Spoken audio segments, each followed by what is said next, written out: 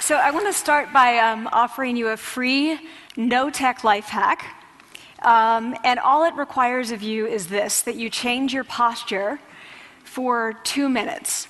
But before I give it away, I want to ask you to right now do a little audit of your body and what you're doing with your body.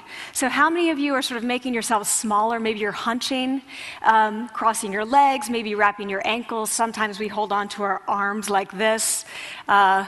Sometimes we spread out. I see you. So I want you to pay attention to what you're doing right now. We're going to come back to that in a few minutes, and I'm hoping that if you sort of learn to tweak this a little bit, it could significantly change the way your life unfolds. So we're really fascinated with body language, and we're particularly interested in other people's body language. You know, we're interested in, like, you know, an awkward interaction, or a smile, or a contemptuous glance, or maybe a very awkward wink, or maybe even something like a handshake. Here they are arriving at number 10, and look at this lucky policeman gets to shake hands with the President of the United States. Oh, and here comes the Prime Minister of it. No.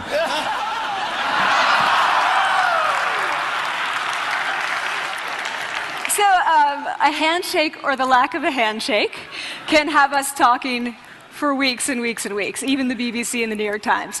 So obviously, when we think about nonverbal behavior or body language, but we call it nonverbals as social scientists, it's language. So we think about communication. When we think about communication, we think about interactions. So what is your body language communicating to me? What's mine communicating to you? And there's a lot of reason to believe that this is a valid way to look at this. So social scientists have spent a lot of time looking at the effects of our body language or other people's body language on judgments. And we make sweeping judgments and inferences from body language.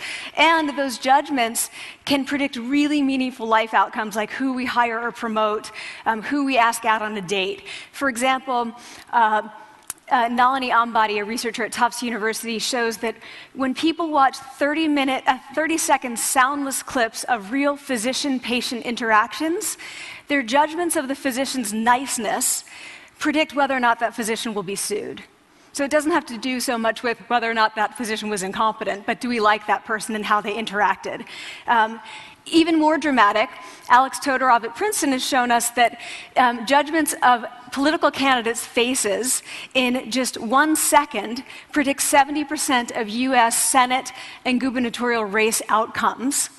And even, let's go digital, emoticons used well in online negotiations can lead you to claim more value from that negotiation. If you use them poorly, bad idea, right?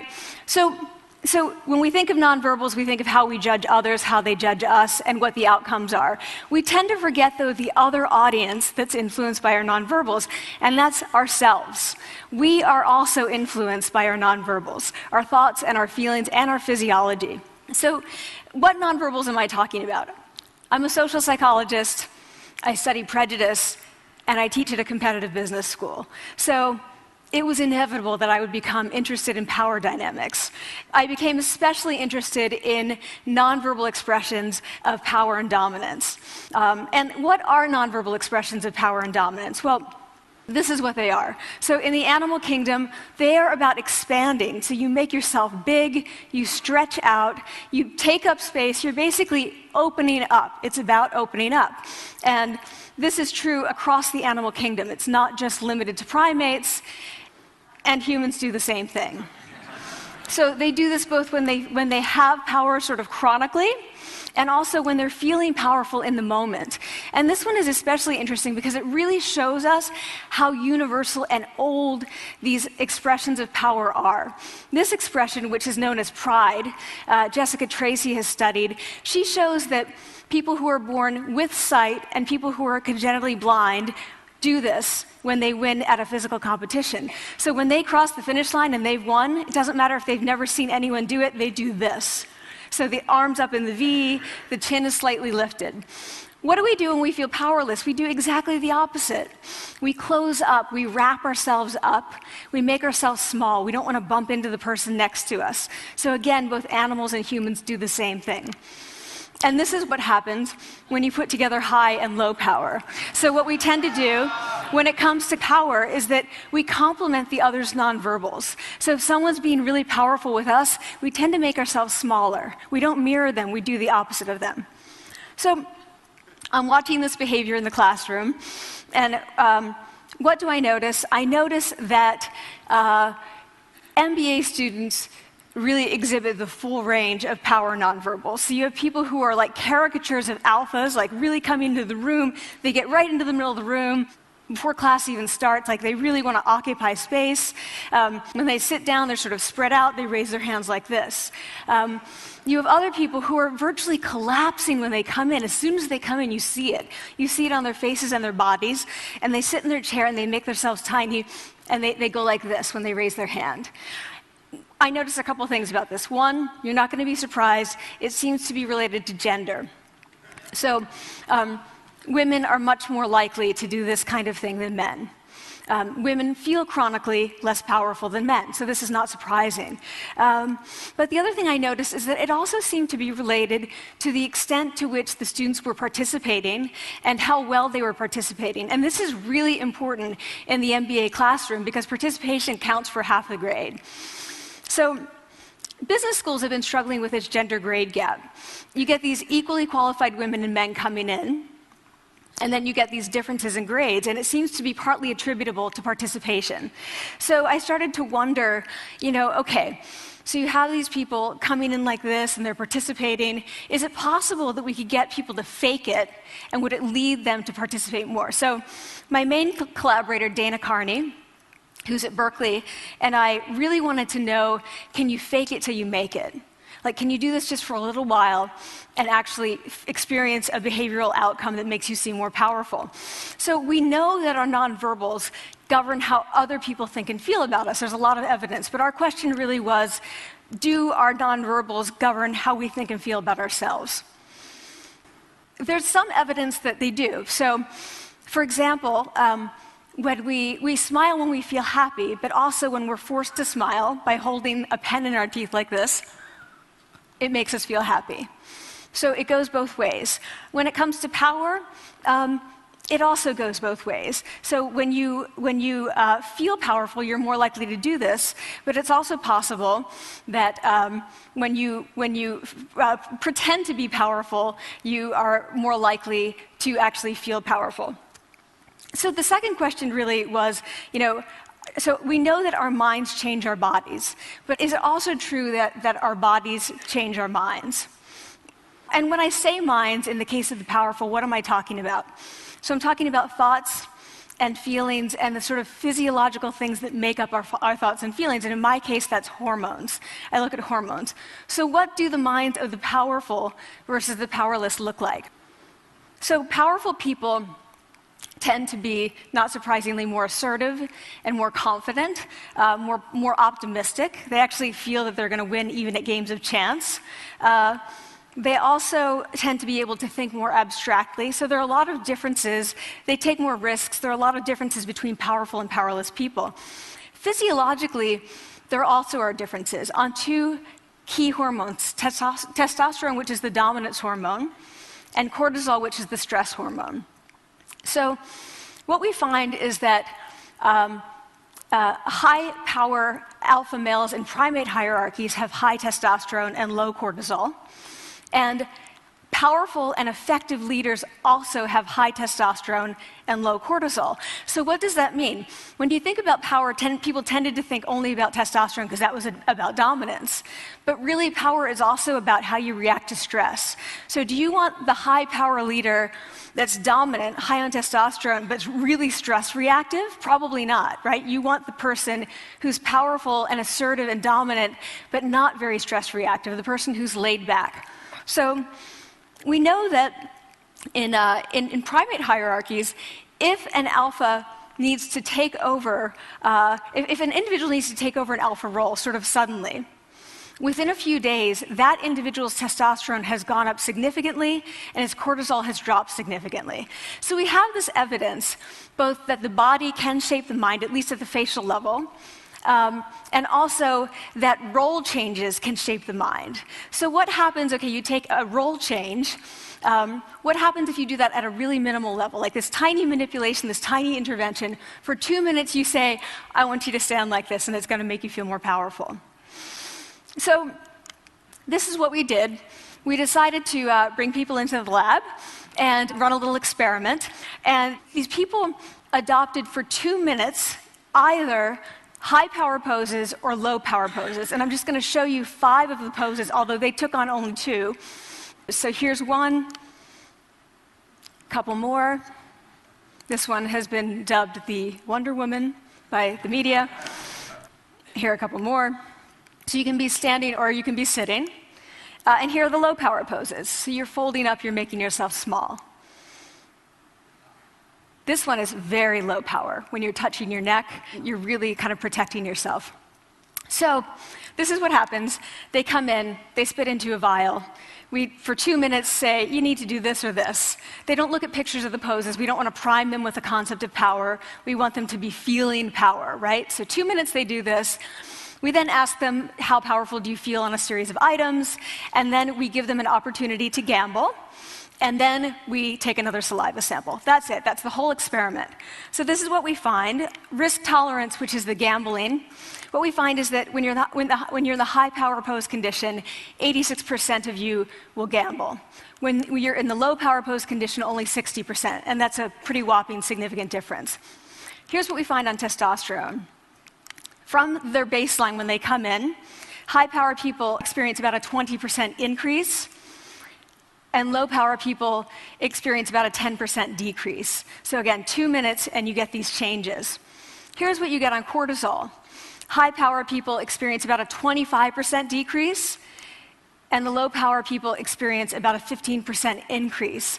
So 2 minutes lead to these hormonal changes that configure your brain to basically be either assertive, confident, and comfortable, or really stress reactive, and feeling sort of shut down. And we've all had that feeling, right?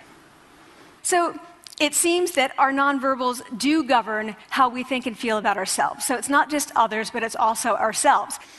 Also, our bodies change our minds. But the next question, of course, is, can power posing for a few minutes really change your life in meaningful ways? So this is in the lab, it's this little task, it's just a couple of minutes. Where can you actually apply this, which we cared about, of course. And so we think it's really what matters, where you want to use this is evaluative situations, like social threat situations. Where are you being evaluated? Either by your friends, like for teenagers, it's at the lunchroom table. It could be, for some people, it's speaking at a school board meeting. It might be giving a pitch, or giving a talk like this, or doing a job interview. We decided that the one that most people could relate to, because most people had been through, was the job interview. So we published these findings, and the media are all over it, and they say, okay, so this is what you do when you go in for the job interview, right? So we were, of course, horrified and said, oh my God, no, that's not what we meant at all, for numerous reasons. No, don't do that. Again, this is not about you talking to other people, it's you talking to yourself. What do you do before you go into a job interview? You do this. Right? You're sitting down, you're looking at your iPhone or your Android, not trying to leave anyone out. You're looking at your notes, you're hunching up, making yourself small, when really what you should be doing maybe is this, like in the bathroom, right? Do that, find 2 minutes. So that's what we want to test, okay? So we bring people into a lab, and they do either high or low power poses again. They go through a very stressful job interview. It's 5 minutes long. They are being recorded, they're being judged also, and the judges are trained to give no nonverbal feedback. So they look like this. Like, imagine this is the person interviewing you. So for 5 minutes, nothing. And this is worse than being heckled. People hate this. It's what Marianne LaFrance calls standing in social quicksand. So this really spikes your cortisol. So this is the job interview we put them through, because we really wanted to see what happened. We then have these coders look at these tapes, 4 of them. They're blind to the hypothesis, they're blind to the conditions. They have no idea who's been posing in what pose. And they end up looking at these sets of tapes and they say, oh, we want to hire these people, all the high power posers. We don't want to hire these people. We also evaluate these people much more positively overall. But what's driving it? It's not about the content of the speech. It's about the presence that they're bringing to the speech. We also, because we rate them on all these variables related to sort of competence, like how well structured is the speech? How good is it? What are their qualifications? No effect on those things. This is what's affected, these kinds of things. People are bringing their true selves, basically. They're bringing themselves. They bring their ideas, but as themselves, with no residue over them. So this is what's driving the effect or mediating the effect. So when I tell people about this, that our bodies change our minds and our minds can change our behavior and our behavior can change our outcomes, they say to me, it feels fake, right? So I said fake it till you make it. Like, it's not me. Like, I don't want to get there and then still feel like a fraud. I don't want to feel like an imposter. I don't want to get there only to feel like I'm not supposed to be here. And that really resonated with me because I want to tell you a little story about being an imposter and feeling like I'm not supposed to be here. When I was 19, I was in a really bad car accident. I was thrown out of a car, rolled several times. I was thrown from the car, and I woke up in a head injury rehab ward, and I had been withdrawn from college, and I learned that my IQ had dropped by 2 standard deviations, which was very traumatic. I knew my IQ because I had identified with being smart, and I had been called gifted as a child. So I'm taken out of college. I keep trying to go back. They say, you're not going to finish college. Like, just, there are other things for you to do, but that's not going to work out for you. So I really struggled with this. And I have to say, having your identity taken from you, your core identity, and for me it was being smart, having that taken from you, there's nothing that leaves you feeling more powerless than that. So I felt entirely powerless. I worked and worked and worked, and I got lucky and worked and got lucky and worked. Eventually, I graduated from college. It took me 4 years longer than my peers. And I convinced someone, my angel advisor, Susan Fisk, to take me on. And so I ended up at Princeton, and I was like, I am not supposed to be here. I am an imposter. And the night before my first year talk, and the first year talk at Princeton is a 20-minute talk to 20 people. That's it. I was so afraid of being found out the next day that I called her and said, I'm quitting. She was like, you are not quitting because I took a gamble on you and you're staying. You're going to stay, and this is what you're going to do. You're going to fake it. You're going to do every talk that you ever get asked to do. You're just going to do it and do it and do it, even if you're terrified and just paralyzed and having an out-of-body experience until you have this moment where you say, oh my gosh, I'm doing it. Like, I have become this. I am actually doing this. So that's what I did. 5 years in grad school. A few years, I'm at Northwestern. I moved to Harvard. I'm at Harvard. I'm not really thinking about it anymore, but for a long time I had been thinking, not supposed to be here, not supposed to be here. So at the end of my first year at Harvard, a student who had not talked in class the entire semester, who I had said, look, you got to participate or else you're going to fail, came into my office. I really didn't know her at all. And she came in totally defeated, and she said, I'm not supposed to be here.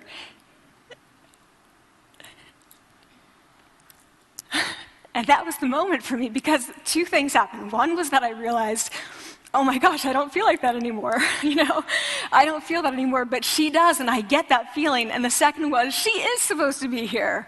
Like, she can fake it, she can become it. So I was like, yes, you are. You are supposed to be here, and tomorrow you're going to fake it, you're going to make yourself powerful, and, you're going to...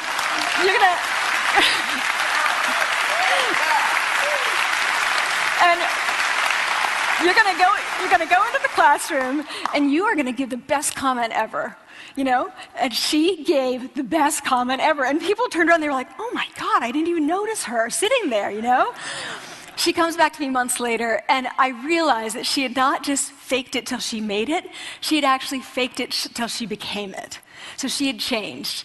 And so I want to say to you, don't fake it till you make it. Fake it till you become it. It's not do it enough until you actually become it and internalize. The last thing I want to leave you with is this. Tiny tweaks can lead to big changes. So this is 2 minutes. 2 minutes, 2 minutes, 2 minutes. Before you go into the next stressful, evaluative situation, for 2 minutes, try doing this in the elevator, in a bathroom stall, at your desk behind closed doors. That's what you want to do. Configure your brain to cope the best in that situation. Get your testosterone up, get your cortisol down. Don't leave that situation feeling like, oh, I didn't show them who I am. Leave that situation feeling like, oh, I really feel like I got to say who I am and show who I am. So I want to ask you first, both to try power posing, and also I want to ask you to share the science, because this is simple. I don't have ego involved in this. Give it away, share it with people, because the people who can use it the most are the ones with no resources and no technology and no status and no power. Give it to them, because they can do it in private. They need their bodies, privacy, and 2 minutes, and it can significantly change the outcomes of their life. Thank you.